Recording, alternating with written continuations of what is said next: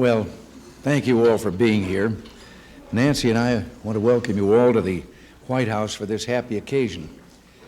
On days like this and at lunches like this, I find myself looking up and thinking what a wonderful job I have. We're here today to present the Medal of Freedom to 7 Americans. This medal is the highest civilian honor our nation can bestow, and I've always thought it highly significant that we call it not the Medal of Talent, or the Medal of Valor, or the Medal of Courage or Genius, but the Medal of Freedom.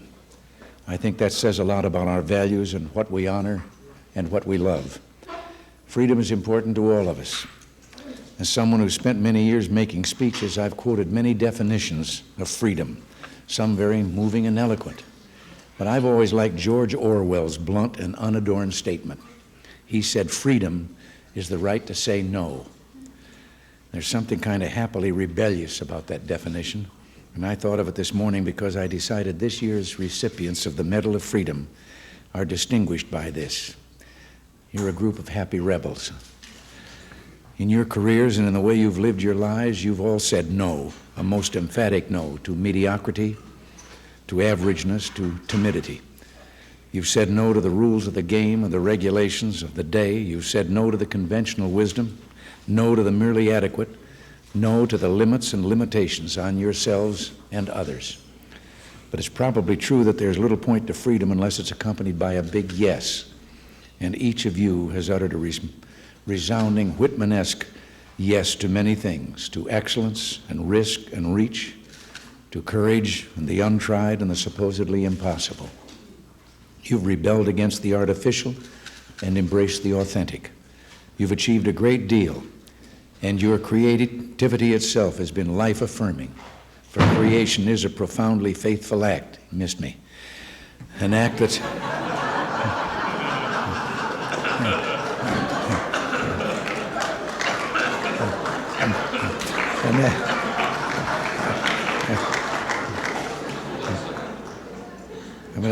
an act that says, I trust in the future and I trust in life itself.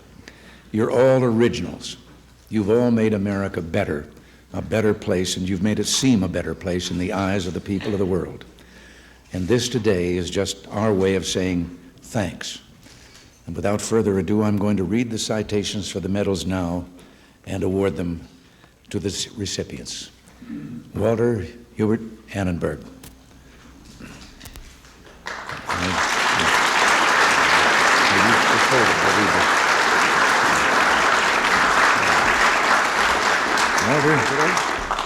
Following a brilliant career in publishing and pioneering the use of television for educational purposes, Walter Hubert Annenberg was in 1969 appointed ambassador to the Court of St. James, where he served with extraordinary diligence, bringing the governments and people of the United States and United Kingdom closer together.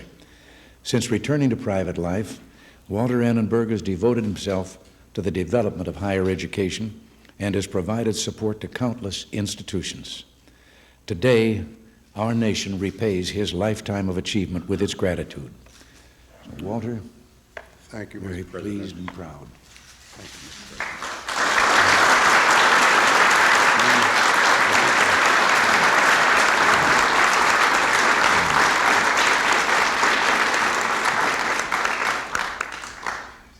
Earl Henry Blake.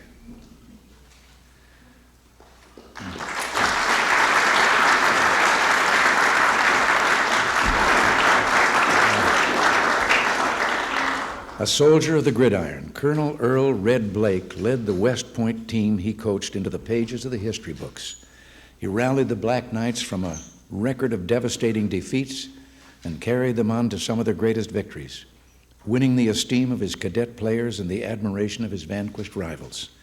One of America's great coaches, he brought a winning spirit to his team, honor to his branch of service, and pride to his nation. And Red, here you go, and well deserved.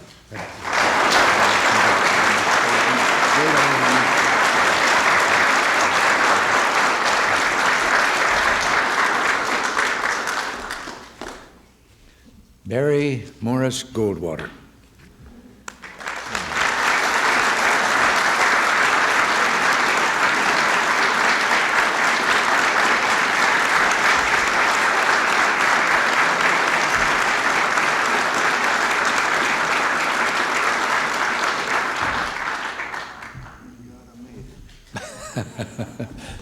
Well, soldier and statesman Barry Morris Goldwater has stood at the center of American history.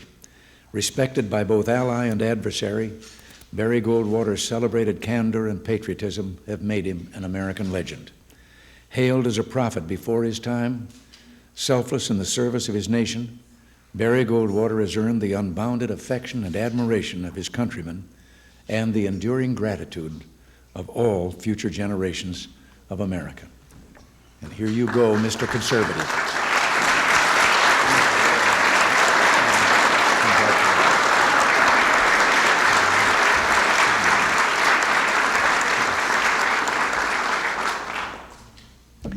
And Helen Hayes, I can't resist pointing out that Helen was married to a happy rebel named Charlie MacArthur, a wonderful playwright and a man of natural style. And Helen, today I was remembering your story. No, in just a minute, I'm going to make you listen to a story. When she first set eyes on Charlie, it was at a party, and he was eating from a bag of peanuts. He looked at her and asked if she'd like some peanuts. And as he poured them into her hand, he said, "I wish they were emeralds." And years later, as a famous and celebrated playwright, he bought Ellen what she'd asked for as an anniversary gift, a handful of jewels. And as he poured the emeralds into her hand, you know what he said? "I wish they were peanuts." Helen Hayes MacArthur.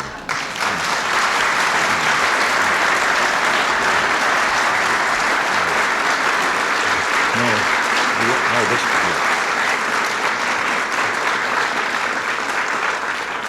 you. Many are admired, but fewer beloved, and fewer still are both.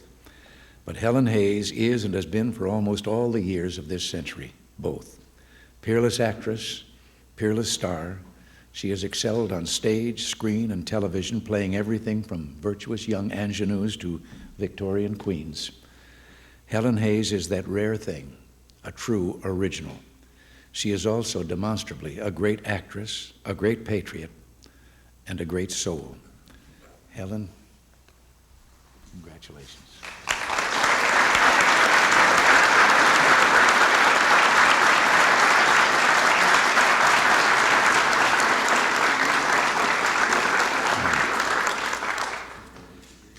General Matthew B. Ridgway.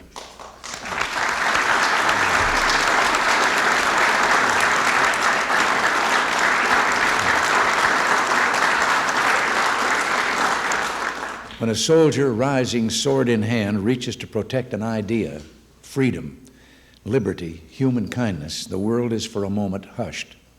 Greatness is often born in quiet, in stillness, and so it was that night in June of 1944 when General Matthew B. Ridgway prayed the words God spoke to Joshua, "I will not fail thee nor forsake thee." D-Day saved a continent, and so a world, and Ridgway helped save D-Day. Heroes come when they're needed. Great men step forward when courage seems in short supply. World War II was such a time, and there was Ridgway. General, thank you, and God bless you.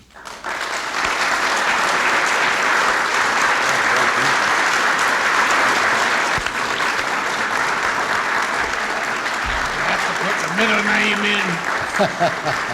Not anymore. For over half a century, as a journalist, author, and teacher, Vermont Royster illuminated the political and economic life of our times.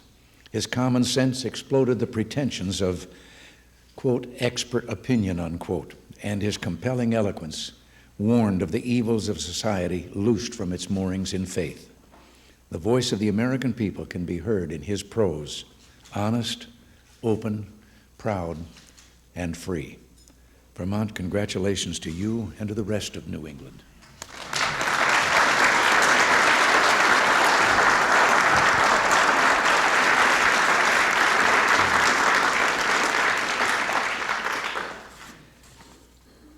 Albert Bruce Sabin.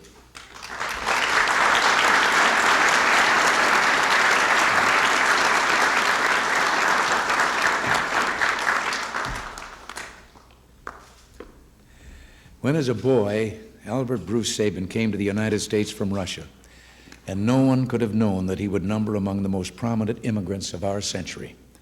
From an early age, Sabin devoted his life to medicine, and by the 1950s, his research had resulted in a breakthrough. In the years since, the Sabin vaccine has helped to make dramatic advances against the scourge of poliomyelitis. This medal is awarded to Dr. Sabin on behalf of a proud nation and a grateful world. Doctor, thank you for everything.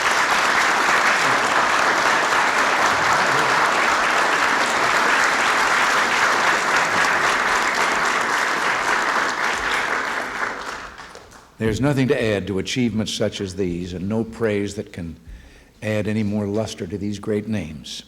May I say to you simply, to all of you, thank you just for being, for doing what you've done and what you do. And thank you all, and God bless you.